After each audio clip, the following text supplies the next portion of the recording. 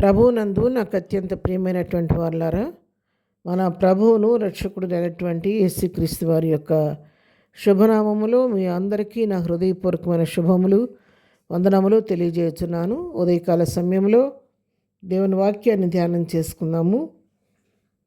ఈరోజు వాక్య ధ్యానం కొరకు మనం తీసుకున్నటువంటి లేఖన భాగము అపోస్తలుడైన పౌలు ఫిలిప్పీలకు రాసిన పత్రిక 4వ అధ్యాయము 11వ వచనం చదువుకుందాం. నాకు కొదువ కలిగి ఉన్నందున నేను ఇలాగ చెప్పుటలేదు. నేనే స్థితిలో ఉన్నానో ఆ స్థితిలో సంతృప్తి కలిగి నేర్చుకొని ఉన్నాను. దేని స్థితిలో ఉండనెరుగుదును, సంపన్న స్థితిలో ఉండనెరుగుదును. ప్రతి విషయంలోనూ అన్ని కార్యములలోనూ కడుపు నిండి ఉండుటకును, ఆకలిగా ఉండుటకును, సమృద్ధి కలిగి ఉండుటకును, లేమిలో ఉండుటకును నేర్చుకొని ఉన్నాను. నన్ను బలపరచువాని అందే నేను సమస్తమును చేయగలను. ఆమేన్. దేవుని నామమునకు మహిమ కలుగును గాక. ఈ వాక్య భాగాన్ని మనం గమనించినట్లయితే అపోస్తలుడైన పౌలు ఫిలిప్పీ సంఘాన్ని హెచ్చరిస్తూ రాసినటువంటి మాటలు. వాళ్ళని హెచ్చరించడం మాత్రమే కాదు, తన అనుభవాన్ని వాళ్ళతో పంచుకుంటున్నాడు. తన ప్రభువులో తను ఏ విధంగా ప్రభువును హత్తుకొని జీవిస్తున్నాడో, తన విశ్వాస యాత్రలో తను ఏ విధంగా ముందుకు సాగిపోతున్నాడనే విషయాన్ని తెలియచేస్తున్నాడు. నాకు కొదువు ఉందని చెప్పి నేను ఈ మాటలు చెప్పట్లేదు, కానీ నేను ఏ స్థితిలో ఉన్నా ఆ స్థితిలో నేను సంతృప్తి కలిగి ఉండటం నేను నేర్చుకున్నాను. నా దినస్థితిలో నేను సంతోషంగా ఉంటాను, నా సంపన్న స్థితిలో కూడా నేను సంతోషంగా ఉండటానికి నేను నేర్చుకొని ఉన్నాను. మన దీనస్థితిలో ఉండటానికి ఎట్లా ఉండాలో ఎరుగుదును, నేను సంపన్న స్థితిలో కూడా ఎట్లా ఉండాలో ఎరుగుదునని తెలియచేస్తూ ఉన్నాడు. అవును, మన జీవితాల్లో కొన్నిసార్లు ఎంతో సంపన్నమైన జీవితాలుగా ఉంటే కొన్నిసార్లు కొంచెం దీనస్థితి కూడా అనుభవించాల్సిన పరిస్థితులు వస్తూ ఉంటాయి. కానీ పరిస్థితులను బట్టి కొన్నిసార్లు మన ప్రవర్తన మారుతూ ఉంటుంది, మన భక్తి మారుతూ ఉంటుంది, మనం మాట్లాడే మాటలు కూడా మారుతూ ఉంటాయి. కానీ ఇక్కడ భక్తుడు ఏం చెప్తున్నాడంటే, నేను ఏ స్థితిలో ఉన్నా కూడా ఆ స్థితికి తగినట్టుగా నేను ఉండటానికి నేను నేర్చుకొని ఉన్నాను. నేను దేని విషయంలో కూడా చింతించట్లేదు, నాకు సంపాదిస్తున్నప్పుడు గర్వించట్లేదు, దేనిస్తున్నప్పుడు ఉన్నప్పుడు నేను దుఃఖపడట్లేదు.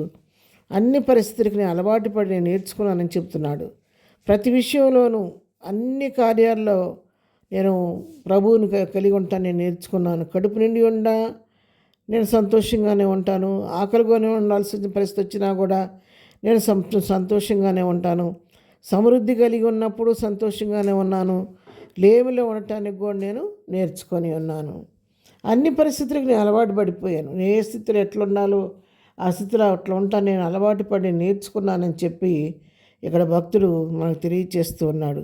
అయితే ఎట్లా నీకు సాధ్యమవుతుంది, ఏ విధంగా నువ్వు ఆ విధంగా ఉండగలుగుతున్నావు, అన్ని పరిస్థితులు ఒకే రీతిగా నువ్వు ఎట్లా ఉండగలుగుతున్నావు అని చెప్పి మనం ప్రశ్నించినట్లయితే తను చెప్తున్న మాట ఏంటంటే, ఇది నా గొప్పతనం కాదు, కానీ నన్ను బలపరచువాని అందే నేను సమస్తమును చేయగలను. నన్ను బలపరిచే నా ప్రభువుని బట్టి, నా క్రీస్తుని బట్టి నన్ను బలపరుస్తున్న కొలది నేను అన్ని పరిస్థితుల్లో కూడా ఆ స్థితిలో నేను ఉండటానికి నేను నేర్చుకున్నానని చెప్పిన అపోస్తలుడైన పౌలు ఇక్కడ ఫిలిప్పీలకు తెలియజేస్తున్నాడు. అవును ప్రియులారా, మన పరిస్థితులను బట్టి ఎప్పుడు కూడా మన భక్తి మారకూడదు, మన విశ్వాసం మారకూడదు. మన విశ్వాసం ఎప్పుడు కూడా స్థిరులను కదలని వారుగా ఉండాలి. అన్ని పరిస్థితుల్లో కూడా ప్రభువుని బట్టి ధైర్యం తెచ్చుకొని ముందుకు సాగిపోయే వాళ్ళుగా ఉండాలి. ప్రభు నీకు నాకు సంపన్న స్థితి ఇస్తే ఆ స్థితిని బట్టి ప్రభుని స్థుతించేవారిగా ఉండాలి. ఒకవేళ దినస్థితిలో మనం జీవితం అనుభవిస్తే ఆ స్థితిలో కూడా ప్రభుని స్థుతిస్తూ ప్రభు దగ్గర కూర్చొని నేర్చుకోవటం మనం అలవాటు చేసుకోవాలి. అందుకే దేవుని వాక్యం సెలవిస్తుంది, సంతుష్టి సహితమైన దైవభక్తి గొప్ప లాభదాయకమని వాక్యం సెలవిస్తుంది. సంతృష్టి కలిగినటువంటి భక్తి అది ఎంతో లాభదాయకం. వ్యక్తి జీవితంలో సంతృప్తి అనేది లేకపోతే ఎంత సంపాదించినా, ఎన్ని కోట్లు సంపాదించినా, ఎంత ఆస్తున్నా కూడా తన జీవితంలో సమాధానం, శాంతి, నెమ్మది అనేది ఉండవు. కాబట్టి ఎప్పుడు కూడా మన జీవితాల్లో సంతృష్టి సహితమైన దైవభక్తి మనం అలవాటు చేసుకుంటే, కలిగింది దాంతో తృప్తి చెందటానికి మనం అలవాటు చేసుకుంటే, ఏ పరిస్థితికి మనం చెల్లించిపోకుండా ప్రభువుని బట్టి అన్ని పరిస్థితుల్లో కూడా ప్రభువుని బట్టి ముందుకి సాగగలుగుతాం. ప్రార్థన. ప్రేమ కలిగిన తండ్రి, పరిశుద్ధుడా నీకు వందనాలు. ఉదయకాలం నాయన మంచి శ్రేష్టమైన మాటలు మేము నేర్చుకోవడానికి సహాయం చేశారు. మేము కూడా అపోస్తలుడైన పౌలు వారి అన్ని పరిస్థితులకు నాయన లోబడి ఉండటం మాకు నేర్పించండి నాయన. ఏ స్థితిలో ఉన్నా నేను కనపరిచేవారిగా ఉండటం మాకు నేర్పించండి. ఈ దినం మేము చేయి పనిపాట్లో తోడుగునండి, రాకపోకలో క్షేమం దయచేయండి. ఈ దినం బర్త్డే మ్యారేజ్ చేసుకుని దీవించండి, ఆశీర్వదించండి. బలహీనలు బలపరచండి, కృంగిన వారిని లేవనెత్తండి, దుఃఖాలను వారిని ఓదార్చండి. ప్రతి వారి పట్ల నీ కృప విస్తరింపచేయమని, ఎగ్జామ్స్ రాస్తున్న బిడ్డలకు నీ జ్ఞానం ఇచ్చి నడిపించమని యేసు నామములో ప్రార్థించడి పొందుకొని ఉన్నాము తండ్రి, ఆమెన్.